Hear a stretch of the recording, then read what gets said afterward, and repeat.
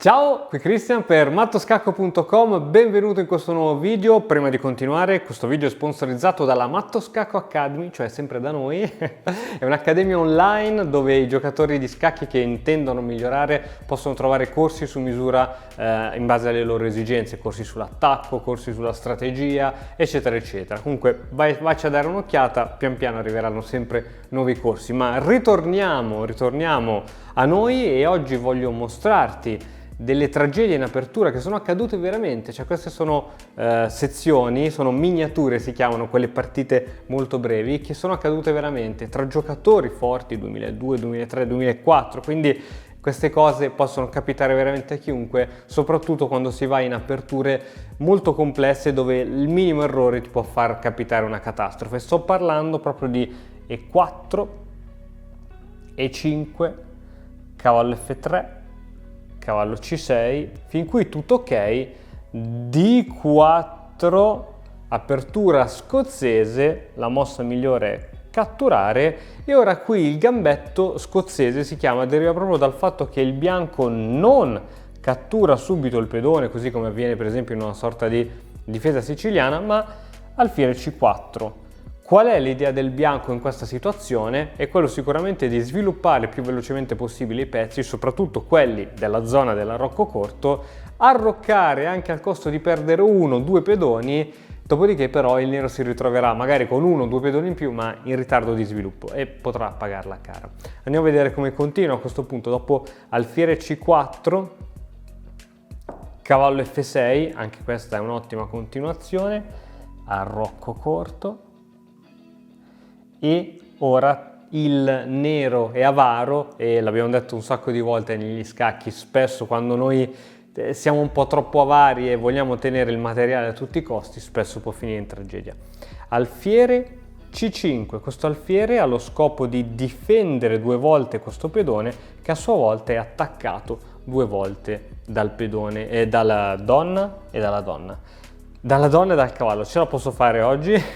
Il bianco decide di spingere affinché questo cavallo, ora che è minacciato, si deve probabilmente togliere dalle scatole. Ricordiamo che il re nero è ancora al centro, quindi possono capitare veramente delle grandissime catastrofi.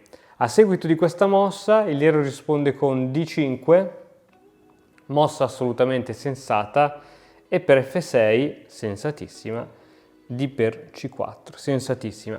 Il nero ha ancora un pedone in più, sembra che ha due pedoni molto forti al centro, anche se il re è scoperto, probabilmente cadrà il pedone G, però insomma non è ancora detta l'ultima parola, il nero potrà organizzarsi per un arrocco lungo, che non sarebbe affatto male. Ma vediamo a questo punto il bianco come reagisce dopo questa mossa. Torre 1. Visto che il bianco ha già arroccato, decide di portare all'attacco la propria torre, che è proprio sulla stessa colonna del re, e scacco. O si sposta il re o lo si para, e in questo caso alfiere in E6, l'alfiere si interpone tra la torre e il re, e a questo punto cavallo G5.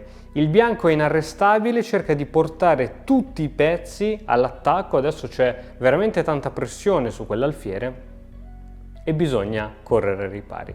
Il nero pensa che con donna per F6 di aver risolto tutti i propri problemi, ha guadagnato un altro pedone extra e questo alfiere è difeso due volte, sia dal pedone che è dietro la donna, sia dalla donna stessa. Ma il nero non ha fatto i conti con cavallo per E6, qui ovviamente bisogna catturare di pedone, altrimenti si perde la donna.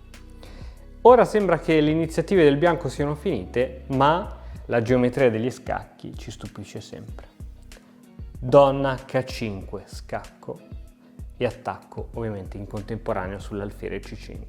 E qui a questo punto il nero decide di abbandonare, probabilmente un po' prematura come scelta, ma mi rendo conto che nel momento in cui il bianco riesce ad avere quel super vantaggio di sviluppo, la struttura del nero pedonale un po' compromessa, insomma possono esserci problemi, in più si perde anche un pezzo. Adesso per esempio la partita immagino che poteva continuare con un G6, adesso è veramente un problema. Il bianco ha un pezzo in più, è vero che il nero come compenso ha due pedoni, ma insomma basta dare una rapida occhiata per vedere che la situazione, il nero è molto esposto col re, quindi a quei livelli giocare con un pezzo di meno è praticamente inutile. E ti mostro ora un altro disastro in apertura, sempre dallo stesso gambetto. Allora, ormai conosciamo bene le mosse, ma le rivediamo lentamente, tanto fretta non ne abbiamo, e se hai fretta vuol dire che non sei un vero scacchista.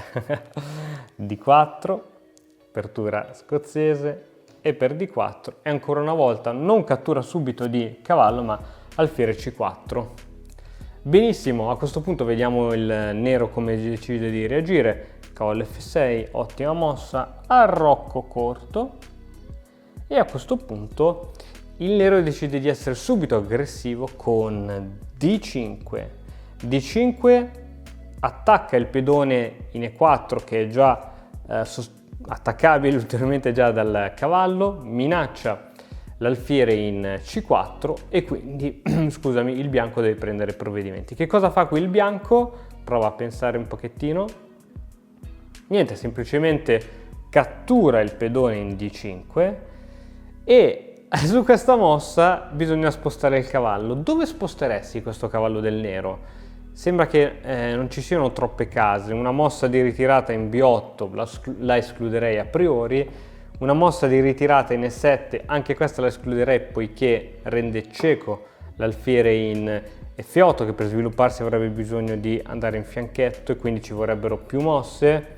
Alla fine non restano troppe idee, un'idea può essere sicuramente B4 con l'idea di riprendersi poi il pedone, ma qui il nero decide di giocare cavallo in A5, che sembra all'apparenza una mossa buona poiché guadagna un tempo sull'alfiere, quindi il bianco deve spostare l'alfiere, che ne so, in D3 e ora tocca al nero, ma il nero non ha considerato una mossa interessante, una mossa semplice e interessante quanto donna in E1, ancora una volta un attacco doppio sul fatto che il re nero è rimasto ancora al centro. E a questo punto c'è poco da fare, la partita continuò con alfiere 7 e dopo donna per A5, la partita andò avanti qualche altra mossa, poi il nero ovviamente si arrese. Benissimo, adesso andiamo a vedere sempre questa apertura, questa volta è il caso in cui è il bianco ad avere la peggio.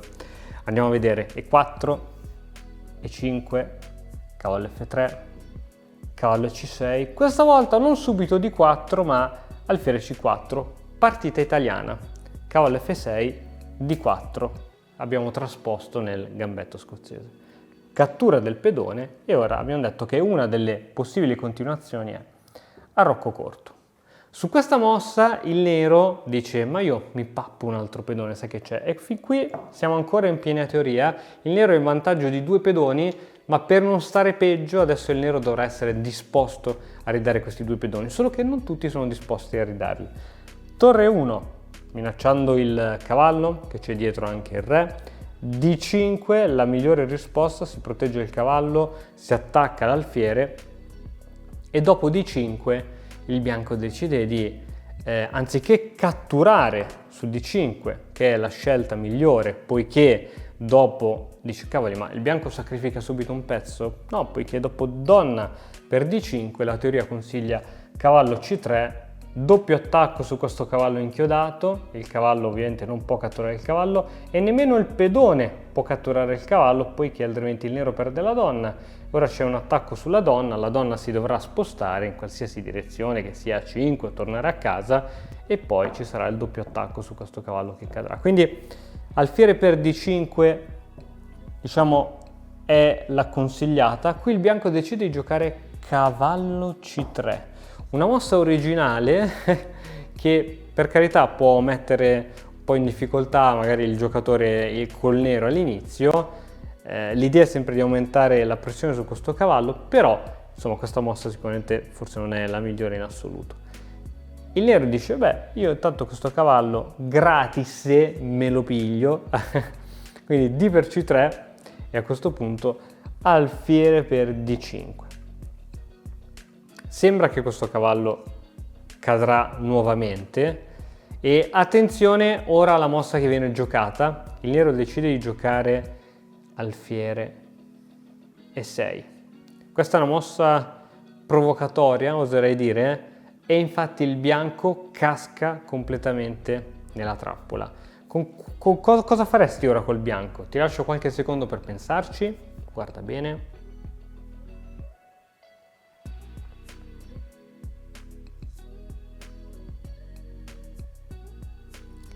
Ok, qui il bianco decide di portare all'attacco tutti i pezzi con torre 4. L'idea appunto che il nero non può catturare l'alfiere perché l'alfiere è inchiodato, e in caso di donna per d5 giochiamo sempre sull'inchiodatura e si perde la donna. Questo è quello che ha calcolato il bianco, ma bisogna calcolare sempre tutte le possibili reazioni del tuo avversario, altrimenti basta una sola mossa negli scacchi per distruggere una partita. E questa mossa prende il nome ora di cavallo e7. Triplo attacco su questo alfiere che non può essere difeso da pedoni, dovrebbe essere difeso da pezzi, ma deve essere difeso almeno 3 volte e non è possibile, al massimo può essere difeso 2 volte da donna e torre, quindi comunque il bianco perderebbe un pezzo, e se toglie questo alfiere per esempio in questo modo, la donna è rimasta incustodita e si perde la donna. Quindi attenzione a queste sviste. Bene, che cosa abbiamo imparato da questi tranelli per quanto riguarda il gambetto scozzese? Innanzitutto che bisogna conoscere bene le aperture, ma attenzione, qui voglio darti un piccolo consiglio.